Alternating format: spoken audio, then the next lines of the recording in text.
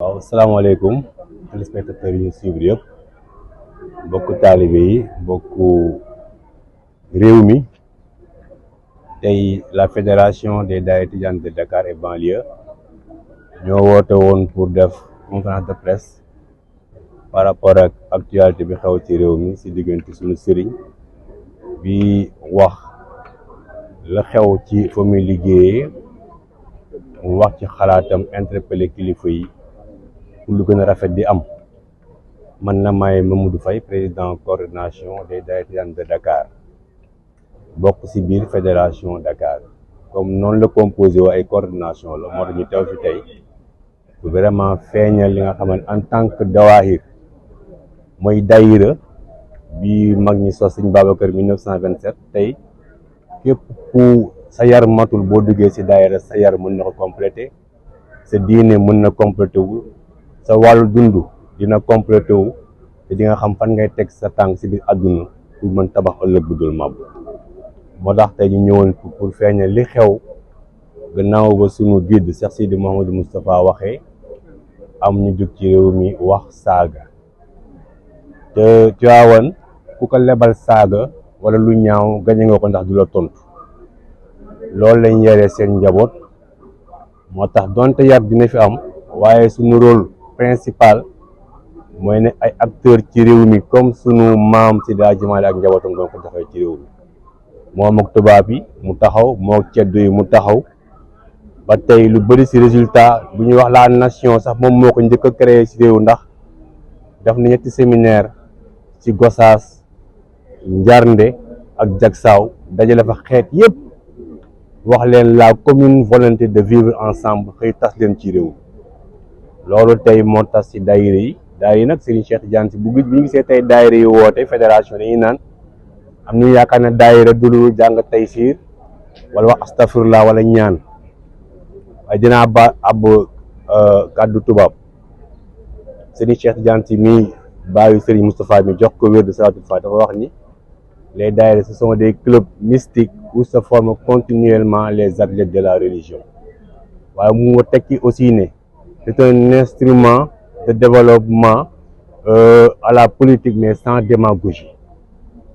kon ku jaar ci daayira ñu formé la sa diine dina mat sa xam àdduna dina mat sa jëf dina mat sa nekk responsable dina mat da nga am taxawaay boo xamante ni solution ngay nekk ci sa réew solution ngay nekk ci sa quartier solution ngay nekk ci sa famille solution ngay nekk ci sa biir société ngay nekk ci biir entreprise société ngay nekk ci biir njaboot yi nga jur daf leen ay nawle loolu nag moo tax ñu taxaw fi ne lu ñaaw xajul ci réew mi ndax mag ñi fi nekk di kilifa diina seen njaboot tey des fi bu réew mi amee stabilité ci jàmm ci ñoom la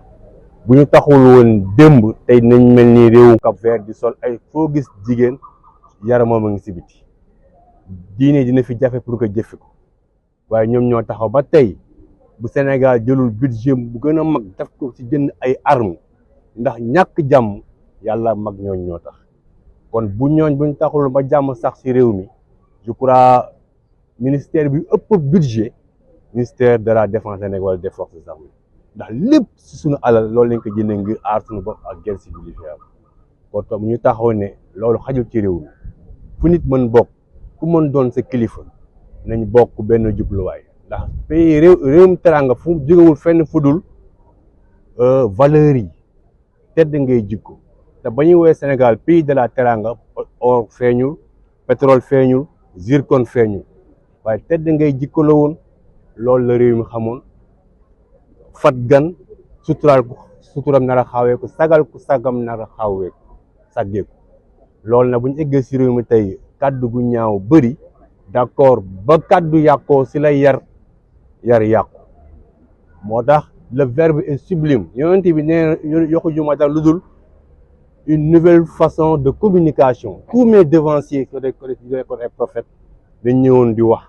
waaye man nouvelle forme de communication ñu ma jox moom laa indi tey njaboot gi ba ñu xëy tey nekk wax dëgg yàlla la communauté du juste milieu kon nañ am retenu ci réew mi lu ñaaw xaju fi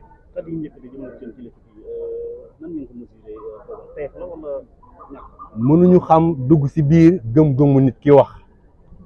waaye déglu nañ ko blessé na suñu sentiment ak suñu appartenance spirituelle te njëkkewul ci réew mi ci ñun ci Tivaouane wala Serigne Moustapha mu commencé di sax buy sax nag ñu bëri jógoon nañ di wax réew mi lii du aadam lii du cosaanam lii du mën-mëninam lii du mën-mënu Sénégal kon bu amee ku nekk nag Serigne Moustapha ne ko la nga am loolu nga mën joxe moo tax nit la nga am fexe ba déglu képp kuy borom tedd nga borom baax nga fexe ba soppi la nga am fexe ba wane li nga gën a rafet waaw. kilifa nañ taxaw parce que citoyen ak citoyen wala taalibe ak taalibe mun ñu fajal seen bopp yàlla moo wàccee àdduna wàccee 3 pouvoirs muy wax le cercle du pouvoir malakotiya muy nit yàlla yi ak sëriñ yi milkiya les hommes d'affaires et les directeurs de société ak mulkiya mooy buur yi ak ñu yor pouvoir àdduna fi kon nag ñoom ñooñu li président wax foog ñu séyale seen effort pour mën tabax ce pays waaye nag bu milkiya jàkkee te mooy homme d'affaires bi bu mulkiya bi jàkkee te mooy borom réew fu ñu mujj si malakotiya mooy ki yàlla dénk le pouvoir céleste moom na déy si moom yàlla ba muy sàkk na ñu ko doy ñu ko neex waaye ba muy yónni ko doy la yónni te ko doy ne mission yonente bi yonente dootul am waaye nitu yàlla mooy continuer pouvoir boobu te moom tey Tivaouane bokk na si loolu Cheikh Seydi Moustapha ñu ngi naan sëriñ su ndaw nañ bàyyi yooyu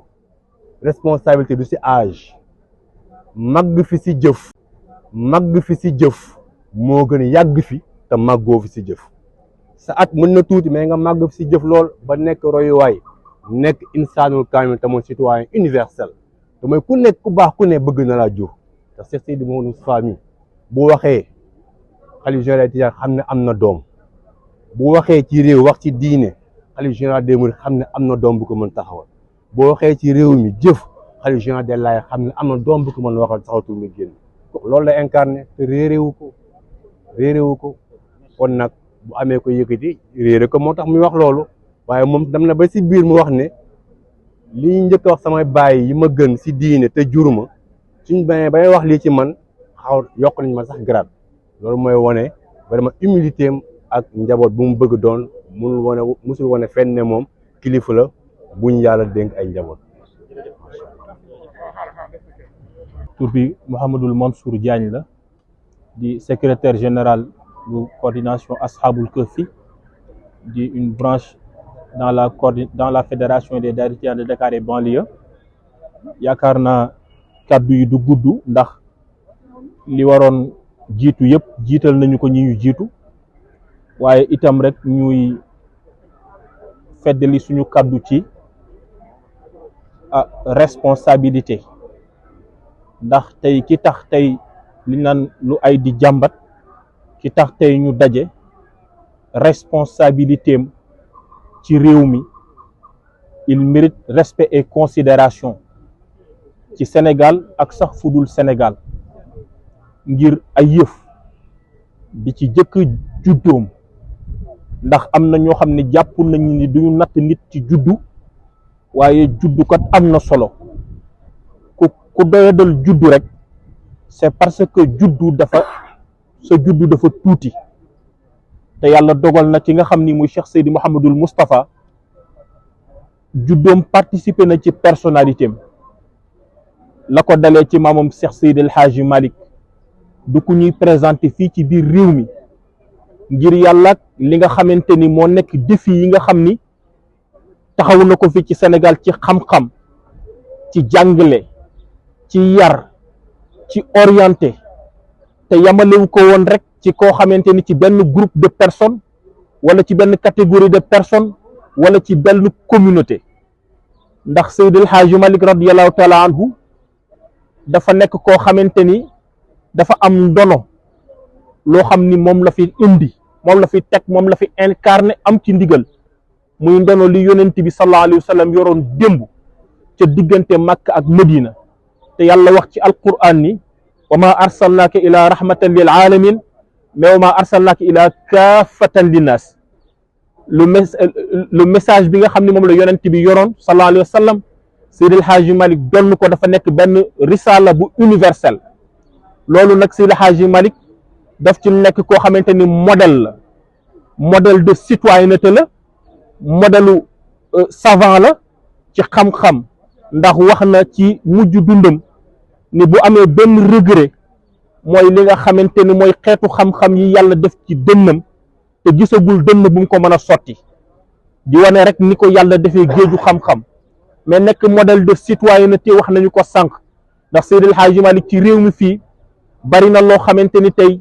ci administration bi nga xamante ni moom la jamonoonteel muy l'administration coloniale,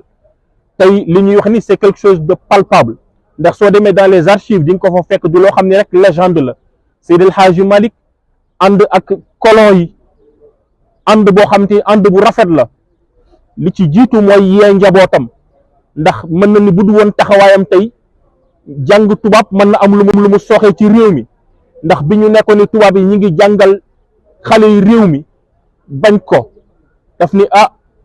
yeewu gi ci tubaab yi, muus gi ci ñoom ak intellect bi nekk ci ñoom ak yitte bi nekk ci ñoom, suñu ko booleeg leeru alquran yi jiital ci suñu dënn doom yi leeru alquran, bàyyee tubaab yi ak intelligence bi ñu am ñu sëyale leen, yaakaar nañu kat ëllëg dinañ mën a am citoyen modèle. loolu la Seydi El Hadji Malick incarné, tabax ay école, gor fa nga xam ni mooy Njarnde, gor Jaksaaw, gor Gosaas. ki ñu précédé léegi di suñu nijaay wax na ko sànq ci wàllu kat jàngale orienté, créé li ñu tuddee les universités populaires. bu ñu waxee populaire maanaam mooy tey fu ci nekk ci lii ñu lim jotoon na fa def ay ndaw yoo xam ni près de milliers d'étudiants ñoo fa nekkoon doon fa jàng xam-xam. suñuy wax loolu dañuy jiitale ci li ñuy wax ni kay ki nga xam ni moo tax ñu daje fi dafa am ndono lu cher. loolu ci wàllu xam-xam la Seydi Hadji Malick def ko, bàyyi fi ay ouvrage, bàyyi fi daara, bàyyi fi njaboot, bàyyi fi taxawaay yoo xam ni ci réew mi ci wàllu administration coloniale bari na loo xamante ni mënoon na yàqu ci réew mi. ci waawoon bii xadara bii di xadara Seydi El Hadji Malick dafa nekk symbole ramz ci citoyenneté. boo fa demee kay taaw ci xadara ba di maam Sidi Ahmed Sy, bokk na ci ñi nga xamante ni mooy kenn ci doomu diine yi nga xam ni jëloon nañ leen ñu dem xeexi au nom de la nation sénégalaise, ñu yóbbu ko tey mu dem tëdd fële ci Salonique. kon Tiwaawan tey yàgg nañu wane ni ñoom ay citoyen modèle lañu. muy mam Sidi Ahmed Sy nga xamante ni keroog bi nga xamante ni moom la ko tubaab yi di yóbbu, te bu ñu rek yóbbu ko, dañu ñëw ci daara Seydi El Hadji Malick yóbbu njabootam, mu ni kat ñii dañ def doomi jàmbur yoo xam dañ ma leen dénk pour ma def ci ñoom xam-xam ak diine ak yar boo xam dana mën a mottaliku, kon nekkul farata ci ñoom ko ma leen jël di leen jox keneen. Ahmadou mii sama taaw la, maa ko jur, jiitu naa leen ci moom, suñ ma ko joxoon ma bàyyi leen ko, jël maam Ahmed Sy boole ko, mooy tey doomu Seydi El Hadji Malick bi nga xam ni moom moo des ci première guerre mondiale. kon loolu modèle de citoyenneté la. ba tey itam li nga xam ni moom la ñuy wax tey bu ñu waxee tey ci cadre Cheikh Seydi Mouhamadou Moustapha mi nga xam ne nag moom la ñuy wax, ndono loolu moo am ci digganteem moo rogalaat ci diggante maamam Serigne Babacar Sy, ci ni nga xam ne noonu la amee ci jamonoy Senghor wala Mamadou wala Lamine Gueye ainsi de suite, ba tey ci ay baayam Serigne Cheikh Tidiane Sy Al Maktoum, ba tey ci ki nga xamante ni tey moo ko meññ di Cheikh Seydi Abdoul Aziz Sy Al Amin, nga xamante ni bokk na ci baat bi mu mujjee wax moo di man Abdoul Aziz citoyen modèle la. citoyen modèle nag xam-xam ca la, yar ca la, taxawaay ca la, yitte ca la. nekk tey moom Serigne Abdoul Aziz Al Amin une institution d'avant-garde boo xamante ni nekk na ko fii ci xadara Seydi El Hadji Malick, di taxaw ay kilifaam, li ko dalee ci Serigne Babacar Sy mi ko jur, ci Cheikh El Hadji Abdou Aziz, ci Cheikh El Hadji Habib, ci Serigne Mansour borom daara ji, ci Serigne Cheikh Tidiane Sy Al Maktoum, ba ci tey nga xamante ni tey ki fi toog tey muy Serigne Babacar Sy Mansour, Serigne Abdou Aziz incarné woon loolu mu fi doon def tey bi mu fi jógee tey Serigne Moustapha Sy Al Amin loolu la incarné. et je pense que tey yaakaar naa kenn du naatable ni am na profil bi ci xam-xam bi, ci yar bi, ci ndigal li, ci sellite gi, ci dal gi, ci nekk ci ndigal, ci nekk ci li mu war a nekk. Serigne Moustapha képp koo xam ni moom waxal na ko boppam sax, képp koo xam ni dafa wax sama wex wala dafa gis sama dagar wala dafa gis sama dara, dafa fekk ne dafa laal sama kilifa gi mooy dafa laal institution bi ma bokk, muy institution spirituelle. parce que àddina ñaar ñoo fi ne, comme ni ko président Abdourahmane jiitalee sànq, muy le spirituel et le temporel. le spirituel nag ñi ko incarné tey mooy turuqu suufiya yi fi nekk yëpp, ñoom ñoo ko incarné te tey kiñ ci am mooy xadara Tiwaawan di xadara Seydi El Hadji Malick. Serigne Moustapha nekk tey ki nga xam ne mooy incarner l'institution d'avant-garde nga xamante ni tey am na ñu bëri dañuy tegu ci sant wax naan da ngeen yaakaar ni kat diine sant la wala nangam naam Seydil Hadji Malick le concernant moom daf ni sama kër santul si yàlla la sant kon moom kooku dàq na sant fal taxawaay fal roy sunna fal roy li nga xamante ni mooy charia yonent bi loolu la fa teg ñi nga xamante ni moom lañ fi bàyyi muy Serigne Moustapha mii kenn mënu koo waxal dara benn téer topp ko ci li nga xamante ni mooy jubadi wala luubal wala kat ndëngte wala lenn loo xamante ni ñàkk teggin la wala suu adab képp koo gis mu tontu ko wala képp koo gis mu dal ci kawam du ay politicien kese du politique kese ngay dégg kàddu moom Serigne Moustapha amal noo sant amal fépp foo mën a bokk boo mësee laal loo xam ne waroo koo laal moom Serigne Moustapha keroog da nga jot dëgëreem keroog da nga jot taxawaayam keroog da nga jot yitteem kon moom nee na kenn du ma ñàkkal fayda sama kilifa loolu moom mooy taxawaayam kon loolu la ñuy woowaat ñëpp kenn ku ci nekk tey mu delloowaat xorma boobu suñu koy wax waxuñu ko kese ci këru diine yi dañ koy wax tey ci li nga xam ne tey mooy tey ci wàllu gouvernement bi muy administration bi li ko yàlla ci président de la République lépp lu institution ñu respecté ko li nga xamante ni tamit moom mooy tey le spirituel ñi nga xam ne ñoo koy incarné ci turuqu suufee ci këru diine yi ndax tey Sénégal li fiy teraanga daara yi ñoo ko liggéey daara yi ñi ko incarné mooy tey ña leen toogal ka toog fële ca Touba ki toog fii ci Tivaouane di Serigne Babacar Sy Mansour ki toog fii ci Yoff wala ka toog tey ca Kaolack di Serigne Mahi Niass ñooñu tey ñoo jur ñooñu tey ñoo defar suñu réew loolu lañ doon jiital ci kàddu yi di leen jégal wassalaamu aleykum wa rahmatullahi taala wa barakatuh. Mansour Diagne la. Je suis le président de la coordination des daïra Tidianes de Dakar et banlieue. Nous sommes venus aujourd'hui faire un point de presse sur ce qui se passe dans le pays. Parce que nous avons vu tout dernièrement des gens, je peux même dire des gens du PASTEF, attaquer notre marabout. C'est pourquoi aujourd'hui on a tenu ce point de presse pour vraiment leur faire face. Et puis quand même on peut leur faire face. Vous le dites quoi exactement? Bon, parce que quand même ils sont en train de toucher quand même à nos sentiments quand même spirituels. Serigne Moustapha Sy Al Amine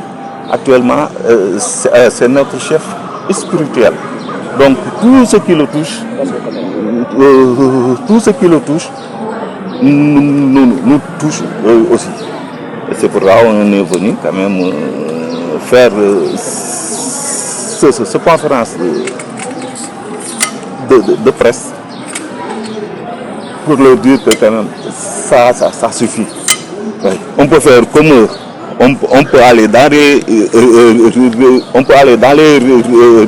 réseaux sociaux et quand même leur répondre. Mais quand même on ne le fait pas à cause de lui. Parce qu'il nous a éduqués d'une façon responsable. Donc quand même on ne peut pas quand même tout se permettre. Alors, comment vous qualifiez les propos de ces militants de Pastef comme vous dites? Ce sont des propos irresponsables. Ce sont des propos irresponsables. Ces gens, ils n'ont pas bien entendu ce que le marabout a dit. On leur a fait des coupures et c'est ça qu'ils ont écouté avant d'attaquer notre marabout. Mais on a tous vu que après avoir tout entendu, il a reculé, il s'est excusé. Alors que c'est ça qu'il devait faire avant. Il devait tout écouter d'abord avant d'attaquer notre marabout. Bon, on pouvait, nous quand même, on pouvait se constituer, aller chez lui et même l'attaquer. Mais quand même, on nous a éduqués, comme bon, j'ai dit tantôt, et bon, on va tout faire quand même pour apaiser. Parce qu'on est quand même dans un pays où quand même il faut que le temporel et le spirituel quand même s'allient pour faire avancer le pays. Et non quand même faire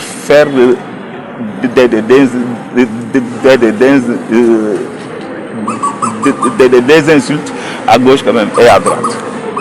C'est ça. Alors quel est votre message à lancer à l'endroit des autorités? Bon, les autorités, ils ont tout vu. Normalement, ce qu'ils devaient faire aujourd'hui, c'est qu'ils devaient dire quand même à leurs militants, hein, à leurs agents, je peux même dire d'arrêter. Parce qu'ils ne doivent pas quand même s'attaquer à nos marabouts. Ils l'ont fait pour Touba, ils l'ont fait pour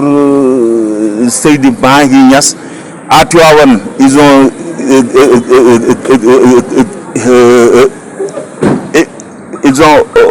commencé,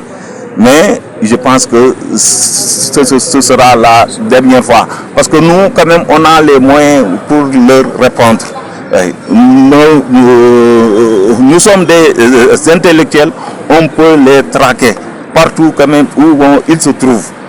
Nous sommes des informaticiens, des techniciens et tout. On peut les suivre et puis les traquer quand même et puis faire comme eux. Alors comment allez-vous procéder afin que ces calomnies s'arrêtent? Non, bon, nous avons fait 2 points de presse, hier et bon aujourd'hui. On espère que l'État tiendra compte. Et surtout le ministère de l'Intérieur. Il doit quand même agir, hein, pour que quand même ça s'arrête là. Parce que dans beaucoup de pays, il y a eu des guerres, il y a eu autre chose. Tout ça, c'est à cause de quoi? C'est à cause d'un petit mot. On sait tous ce qui s'est passé quand même au Rwanda. Hein? Il y avait là-bas quand même une radio. Hein? Et c'est à cause de ça que la population quand même s'est battue entre eux et il y a eu beaucoup de morts. Nous, on ne va pas en arriver là. C'est pourquoi on demande à l'État quand même d'agir. C'est ça. C'est pas grave. Non, je suis de la coordination des daïras étudiantes de Dakar et banlieue. Nous sommes en terrain, comment on peut faire pour